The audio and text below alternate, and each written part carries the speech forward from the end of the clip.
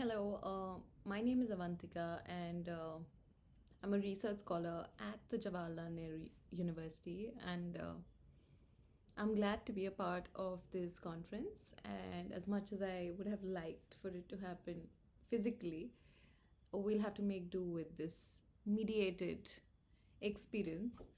So, my paper is basically titled Fighting Capitalism or Fighting the Machine. And I understand that it can be a little deceptive because we are not looking at traditional tool based machines here. We're looking at something which is very specific, very peculiar to our times, which is artificial intelligence. We're looking at data driven, informational based economies that are simultaneously on the rise while other modes of production, traditional modes of production, haven't fully receded, and they may not even recede, in the sense that there is this kind of a fear amongst people that humans are going to be completely displaced by the machine. And so my paper basically is going to explore some of these dominant frames in which people have responded to, particularly the pandemic, and how the pandemic has kind of been this bridge for us to um, come to terms with this newly configuring social and political economy. Because with the pandemic we saw that everybody has been you know rendered immobile, and so we're all kind of sitting in our homes, plugged into some kind of a cloud technology or a social media bubble. But in fact, the work of production is still on, right? So there might have been a lockdown in place, but it is only a certain section of people who were able to make that transition from on ground work to digitized work, whereas all the back end work that we take for granted continued nonetheless and pushed precarious workers into conditions where they had to either persist or perish. And this cycle of persistence and uh, perishing in terms of capital is something that is internal to capitalism, and it's not something that is predominantly being read as corporate greed kind of vulturizing over nature, and now the pandemic is nature's response to such human greed and you know technological excesses that capitalism has introduced. Rather, what we're seeing is that these crises are a recurring pattern, and it's internal to the contradictions that capital inhabits. And so our freedoms and our quality of life is internally fretted by capital and labor relations. So let us quickly kind of gloss over what are the various arguments that people have made through the pandemic, because there were all these interventions and technical technological solution based interventions that were made by the governments. Firstly, there was a very harsh kind of lockdown which was imposed, even as you know work continued in abandonment. And so there were a section of workers which were actually pushed into work without getting their fair wages, without getting adequate protective gear, etc. But let's assume we all know that reality, and I'm going to work with the fact that we are aware of these kind of polarities that exist in society, which are fragmented both vertically and horizontally in terms of class division, as well as religious, ethnic, racial divisions in society. So I'm going to presume that we're on the same page when we're talking about what we're going to discuss now. Uh, One of the things that emerged from all these solution based interventions is that are we looking at the birth of techno authoritarian regimes? And it is no coincidence that these surveillance systems and uh, various tracing, contact tracing, tagging, um, testing devices are regularly deployed by both the deep state as well as the state. Uh, and in some ways, we see a collusion between big data and the deep state, which has now kind of been exposed in a manner that hadn't ever happened before. So we are now pushed to acknowledge the very limit of capitalism. And in the absence of other alternatives or maybe subjective forces which are going to drive us towards socialism, what is happening in certain parts of the world is that there is a newly intensified rigor with which capital is imposing itself. And so it is true that in large parts of the world there has been a right-wing resurgence, and for the state to kind of use the pandemic or instrumentalize the pandemic as a cover-up to introduce all of these technological solutions facilitates a kind of a repression that is not unseen or unheard of, but it seems to be intensified. And so the question that remains for us to grapple is or explore is that are we really looking at mere intensification of previous modes of production and previous modes of subjection? Or when we're discussing artificial intelligence, are we looking at a completely different order of modes of subjection as well as modes of production? And this is something that Mackenzie Walk has kind of touched upon, and actually not just touched upon, but written about quite extensively. So, Giorgio Agamben, the Italian philosopher, famously argued that the pandemic is being deployed as a pretext to escalate and deepen authoritarian regimes and authoritarian forms of control through this kind of a surveillance capitalism. And we are kind of seeing that happen.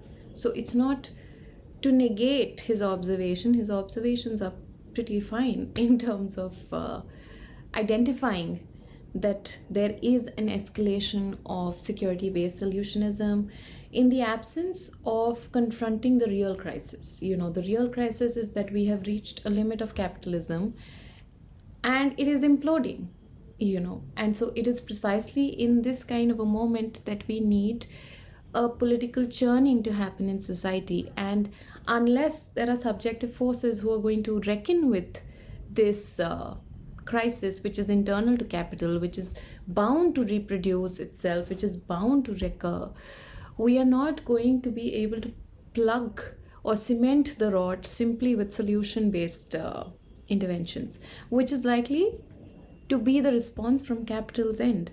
It's likely that, and it's already happening, that we are going to see more geotagging, more contact tracing, more regulations that are kind of, controlling human interactions and connectivity and ability to socialize. So there will be those kind of interventions that are internal to capital's reorganizing of social relations in accordance with this new political economic configuration that we are in the midst of. So right now what we are seeing is not merely a deepening of traditional modes of authoritarianism, and which is why I feel like we have to admit that even the state and the capitalists are making the most of a crisis. It is a crisis. And so we're not just seeing a deepening of authoritarianism, but perhaps we are confronting something which is even more dynamic than that. Maybe we are seeing the birth of new modes of production where a data driven, informational backed political economy is being laid out before us. And we don't know quite well enough how to commodify all this information that you and I, as consumers and producers, are a part of. So every moment that we've been spending doom surfing or, just putting up random things on social media, considering we've all been immobilized, how are the companies going to commodify them? How have they been commodifying it? And from here on, what are the various ways in which labor and capital relations are going to look like? Of course, Mackenzie Walk is talking about nested modes of production, where she's saying that, of course, we had the traditional modes of production already existing. We can't do away with basic production of electricity, this, that, regular, everyday essentials. And yet, at the same time, what we are seeing is there is this huge influx of coding, knowledge-based systems, informational systems. And so how are we going to commodify these things? And of course, everything, including unproductivity, has become a part of capital's logic. So this idea that, we're going to enter a post-work society, and the post-work society with universal basic income as the ideal, is actually faltering, because capitalism is self-revolutionizing itself in a manner that productivity no longer implies, wage work, household work, care work, emotional work. Rather, it also implies non-work. So you could just be on your social media being bored, and that itself is productivity now, to some degree. And of course, it is unremunerated, unaccounted for, and it is so traceless that one does not even consider this to be work. Of course, as a consumer, I am not considering this the time that I spend on Instagram surfing through people's profiles as work. But there have been various experiments where people have demanded that there be wages for Facebook, etc. But that's another story that we may not want to get into right now. But my paper would talk about some of these things. And one of the most important things that I would like to explore through my paper is that how do we see today's crisis?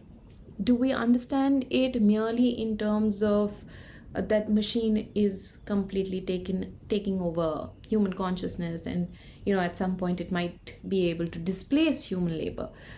That is one thread to pursue. Another thread is that, is the pandemic a mere response to human greed and human excesses and human transgressions? And finally, this is nature's way of reverting back and, kind of reminding us that we need to be humble and all of that.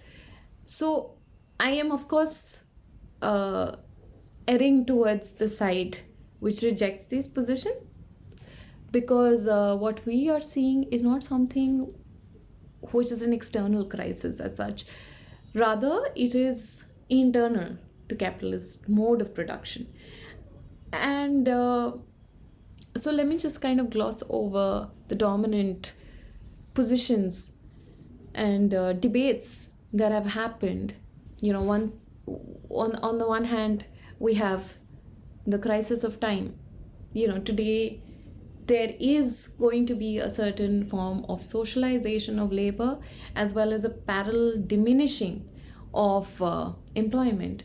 We will see rising unemployment, and we have seen it since the pandemic has broken.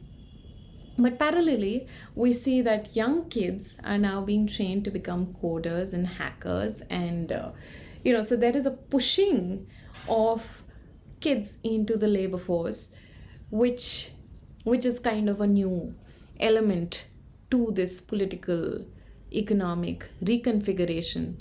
And so what happens to leisure time when your leisure time itself has become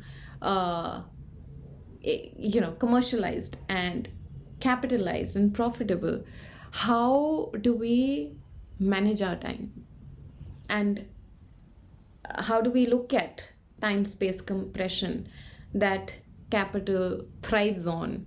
Then there was a position that we're anti-machine, and so this outright rejection of surveillance capitalism, but it's being articulated in a way that on the one hand people are saying, okay, let's just socialize all of these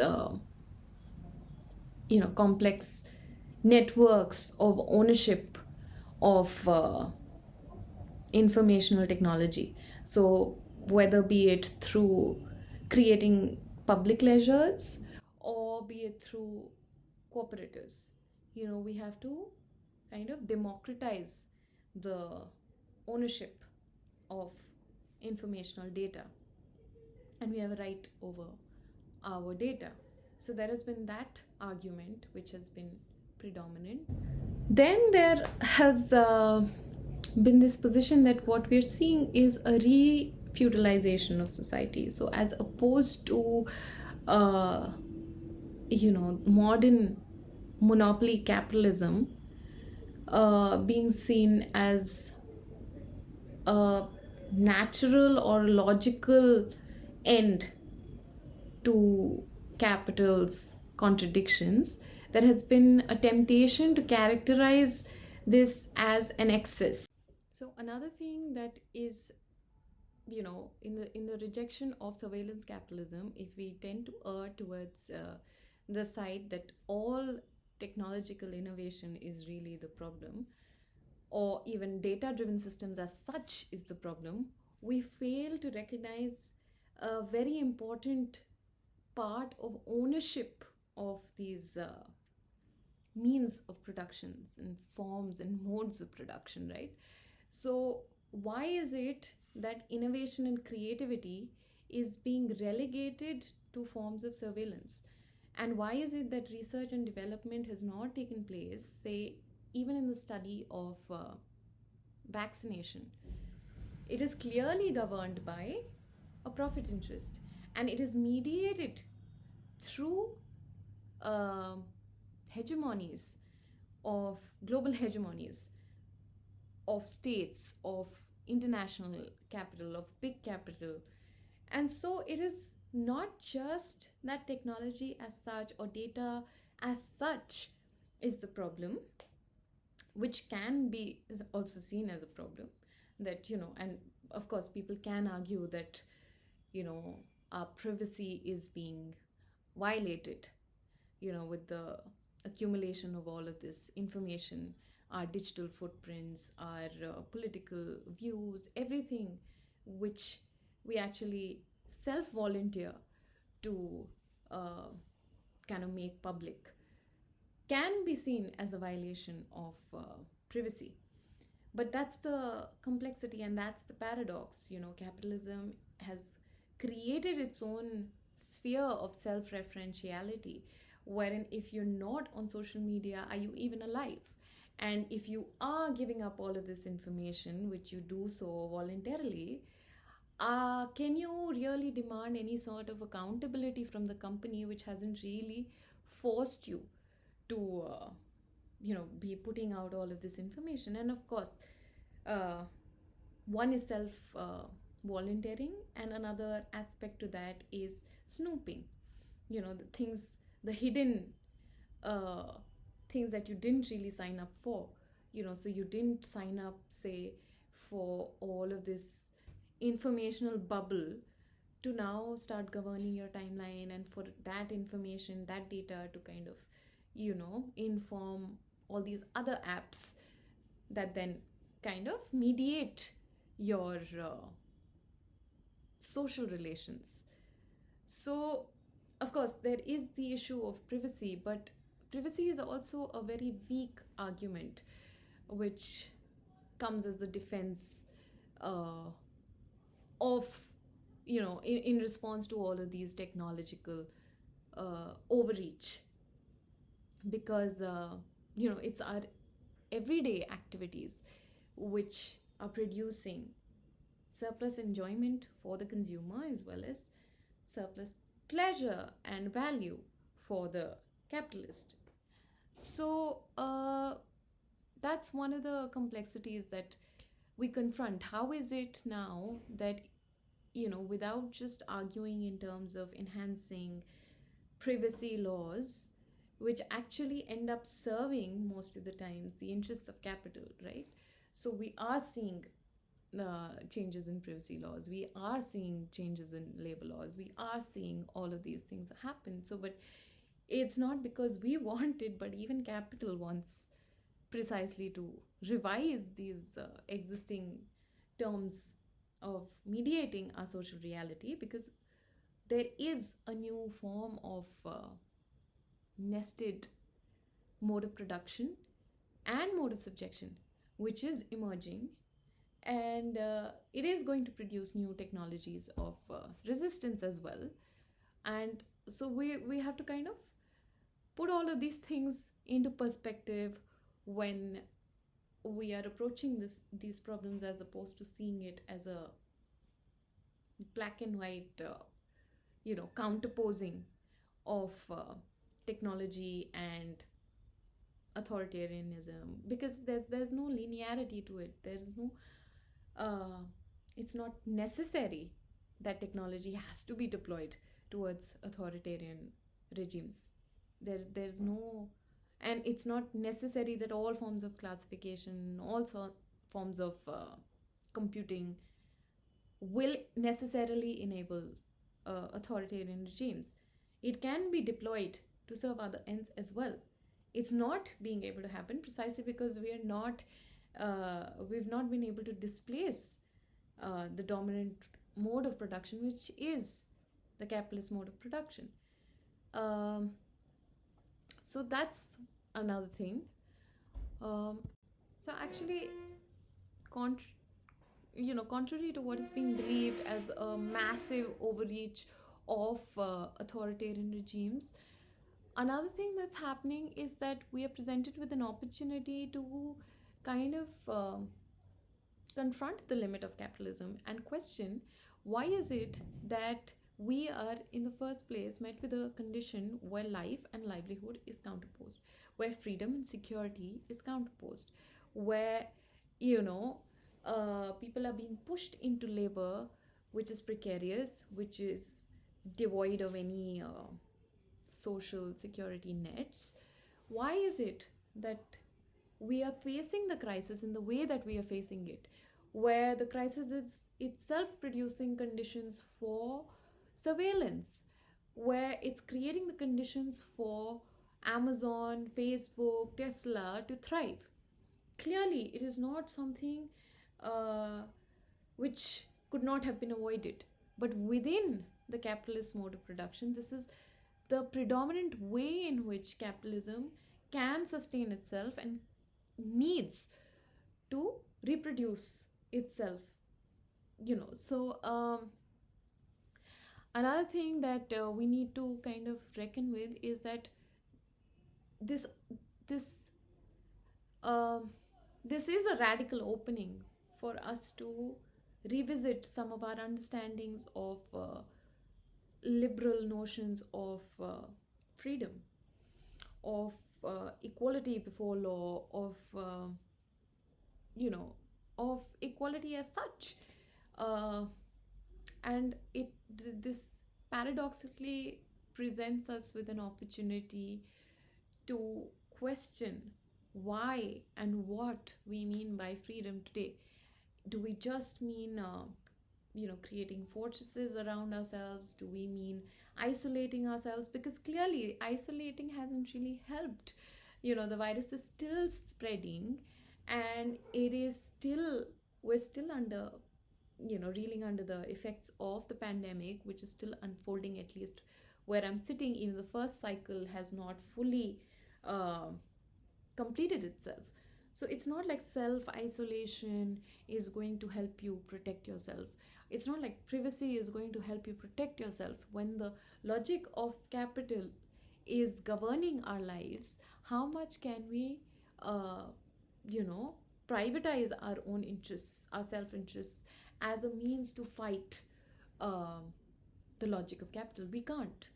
And so we need to look at other ways of socializing um, the resistance, and not just socializing the problem, which is indeed happening because the virus is still spreading, and it actually ends up telling us a lot about existing social relations. As I said before, there is a global economy, and the virus was able to travel precisely because there are all these social relations that form the underbelly of our society. So we might not acknowledge them on an everyday basis, but there is a massive force of migrant labor which is kind of more mobile and traveling across the world. And so there are all these networks that actually uh, you know end up uh, prolonging and perpetuating the chain of transmission, whether it be through your home delivery of food, whether it be through your ordering of books through Amazon, something or the other. We are all integrated in a particular social system. And so, beyond a point, capital's um, own uh, self defined laws of privacy, of,